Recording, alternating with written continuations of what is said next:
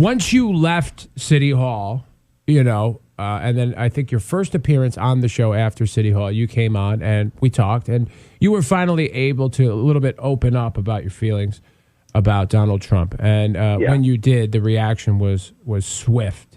People are calling you a liberal, that you were a secret Democrat all this time. What is your reaction to that? Look, I'm a Republican. I stayed a Republican. I'll always be a Republican because, I have a history with a party that goes back through my ancestors. We were actually abolitionists during the Civil War, and my ancestors fought in the Union on the Union side to abolish slavery. So, I just think this party's gotten way off the rails in many ways. It doesn't make me a liberal. I'm the part of the party of Reagan and Lincoln, and listen, Ned Lamont didn't need to hire somebody who's a liberal. He's got plenty of liberals to hire that are real actual Democrats, right? So, he brought me in because I bring a little bit of different perspective and viewpoint, and he wants, to his credit, he wants to hear that. Doesn't mean he's always going to follow it, but he wants to hear it. So, that's the way that works, and people can say whatever they want to say, but, Trump has hurt the party. He's hurt the brand, and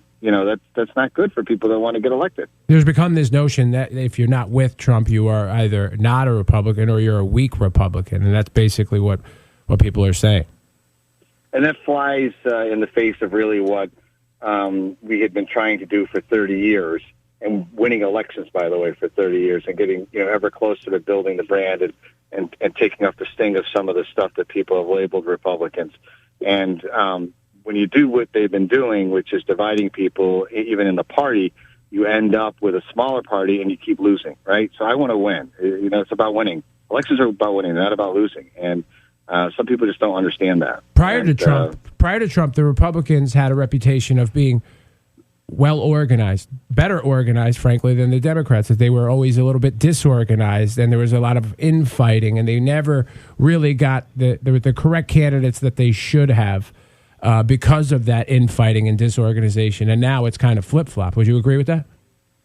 Oh, yeah, most definitely. There's been a chaos that, President Trump always was a disruptor, right? And I actually said, what do I know, right? But I would always say he should run for re-election on being a disruptor, saying that, look, you hired me to disrupt the system. That's what I've done. Didn't they do a good job at that? And that's a great argument for him. But when you disrupt the party and you disrupt people and hurt people, then that doesn't build a team, and so that's what's happened within the party. So people can say what they want. And ultimately, too, in terms of the job that I have now, I wanted to help the state.